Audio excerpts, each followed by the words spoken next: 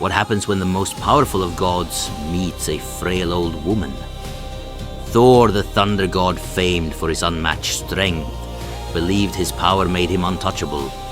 In battle, he crushed giants with ease and protected humankind from threats beyond their comprehension. His hammer, Mjolnir, and his roaring chariot signaled divine might. Yet in one unlikely encounter, he was defeated by someone who looked as though a gust of wind might blow her over. How could such a thing happen? And what does this humorous yet humbling moment reveal about the Norse cosmos? To understand Thor's humiliation, we need to follow his journey eastward into Jotunheim, the realm of the giants. Thor traveled with the trickster god Loki and two human servants, Thjalfi and Röskva. Their destination was Utgarder, the outermost stronghold of the giants ruled by the enigmatic king Utgarda Loki. Thor wanted to prove that even in a land of monsters, the thunder god reigned supreme. He set out in his goat-drawn chariot across the plains of Asgard and into the human world, then rode across a grey sea to the wild forests of Jotunheim. Along the way, Thor displayed both his fearsome power and his temper. When a peasant family cracked the bones of his goats and lamed one of the animals, the god threatened them with death before calming himself and taking their children into service. Even early in the journey, his sense of pride and strength is clear, and so is his tendency to resort to force when challenged. Deep in the forest, the travelers encountered a giant named Skrýmir. When they took shelter in what they thought was a hall, they later discovered they had been sleeping in Skrýmir's glove. The giant offered to carry their provisions in his sack, but when Thor tried to untie the knot to get food, he found the straps impossible to loosen. Furious, he struck at the sleeping giant 3 times with Mjolnir, each blow powerful enough to shatter mountains, yet Skrýmir merely wondered whether leaves or bird droppings had fallen on his head. Thor had never encountered such indifference to his might. Skrýmir's parting advice foreshadowed what awaited them. In Utgarder, he warned, bragging would be ill-received, and Thor would meet beings of greater stature. This sequence shows Thor facing cleverly concealed magic. Later, Utgarda Loki reveals that he had fastened the provision bag with iron, and Thor's hammer blows never struck the giant at all. Instead, he deflected the blows onto a mountain. Thor's failure to recognize the enchantments demonstrates how his reliance on brute strength leaves him blind to trickery. At last, Thor and his companions slipped through the gates of Utgarder and entered the hall of Utgarda Loki. Giants lounged on benches, and the king mocked his guests' size and abilities.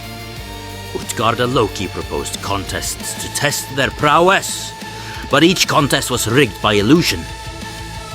Loki competed in an eating match against a giant named Logi and lost because Logi was wildfire itself, consuming the meat and wooden trenchers in moments. Thjalfi raced against a runner called Hugi, but Hugi was thought personified, and no flesh can outrun thought. When it was Thor's turn, the king offered a drinking horn which most could empty in one draught. Thor took 3 enormous swallows, but each time the level barely lowered. The horn's end, Utgarda Loki later explained, reached into the sea. Thor's drinking created the tides.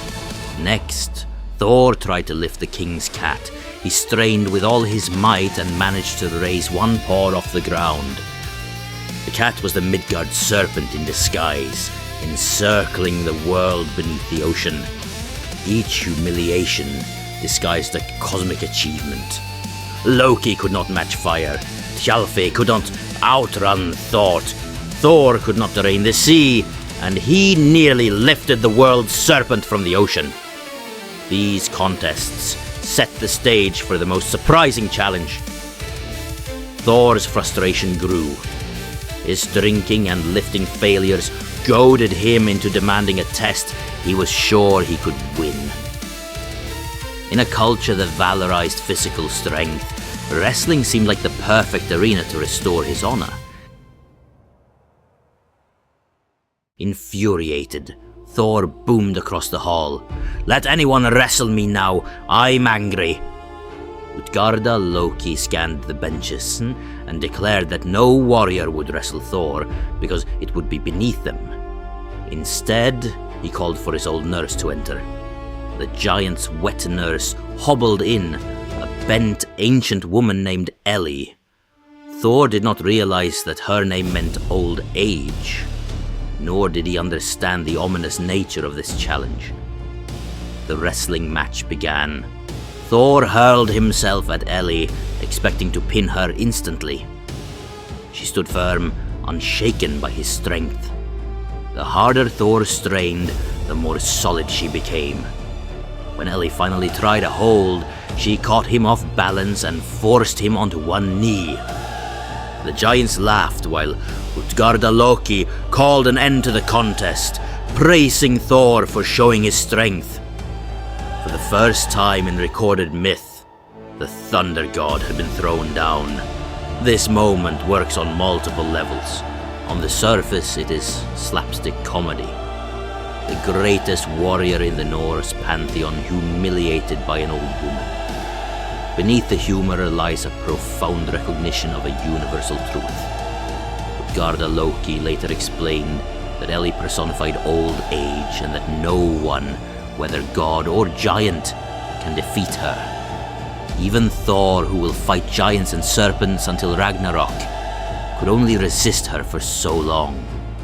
The myth thus personifies aging as a cosmic force, as inevitable as the tides or the encircling world serpent. After a night of feasting, Thor and his companions rose at dawn to leave. Outside the hall, Utgarda Loki walked with them across the green plain and asked how Thor felt about his visit. Thor admitted that he had been shamed and expected to be mocked. The giant king then revealed the truth. He had used eye illusions to test their abilities. He was the giant in the forest. He had bound the provision bag with iron and deflected Thor's hammer onto a mountain. Loki had eaten against wildfire, Thjalfi had run against thought, and Thor's drinking horn reached the sea. The cat he tried to lift was the world's serpent, and the old woman who wrestled him was old age itself. Utgarda Loki told Thor that his apparent failures were actually feats that terrified the giants. They'd watched him lower the sea, raise the Midgard serpent, and delay old age itself. Each contest was designed to be unwinnable precisely because it confronted cosmic limits rather than individual opponents. The revelation reframes the story. Thor did not lose because he was weak, but because he measured himself against fundamental forces. Upon hearing the truth, Thor reached for Mjolnir to avenge his humiliation, but Utgarda Loki and his castle vanished into thin air. Thor swung at empty air, seeing only a broad plain and the dents his hammer had made in the hillside. His journey home was marked by introspection.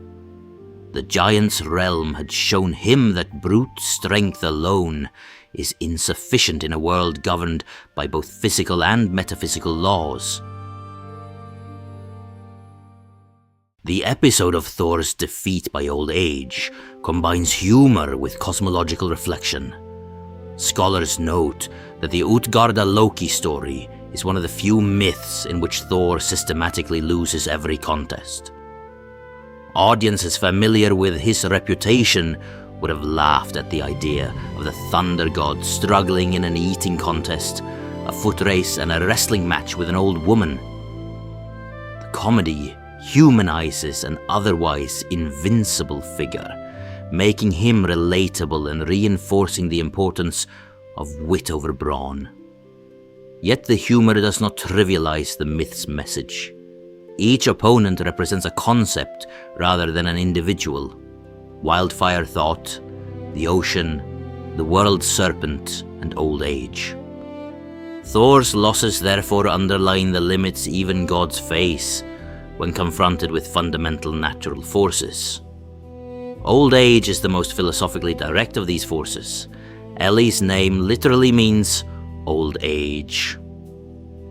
Utgarda Loki's explanation that no one can withstand her conveys a cosmological fact. Aging will eventually bring all beings to the ground. In Norse cosmology, the gods rely on the goddess Idun and her life-preserving fruit to maintain their youth. Without her, they begin to wrinkle and weaken. Even with Idun's help, the gods are not immortal in the absolute sense. They will perish at Ragnarök, and their youthfulness merely postpones that fate. Elli therefore embodies a force that the gods can only delay, not conquer. The story also illustrates the value of humility. Thor's arrogance drives him to demand a contest he believes he cannot lose. By agreeing to wrestle an old woman, he implicitly dismisses her. When he falls to one knee, the moment functions as a lesson in respect for the elderly, and an acknowledgement of hidden strength. Norse culture valued elders for their wisdom and experience, and Elli's victory may hint at the idea that knowledge and endurance can overcome raw power.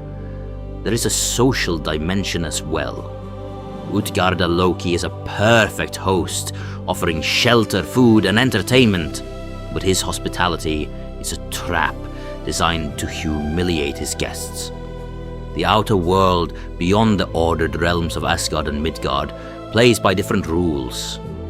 Thor's journey shows that entering such spaces requires more than muscle. It demands caution, wit, and respect for the unknown. Finally, the revelation that the giants were terrified of Thor's efforts despite his apparent failures confirms his true power. He lowered the ocean, nearly lifted the world's serpent, and delayed old age. Achievements that would have shaken cosmic balance if fully realized. The myth thus exalts Thor even as it mocks him. It simultaneously glorifies his strength and acknowledges the boundaries within which that strength operates. The thunder god emerges not diminished but more complex, capable of great deeds, yet subject to cosmic law and human weaknesses such as pride.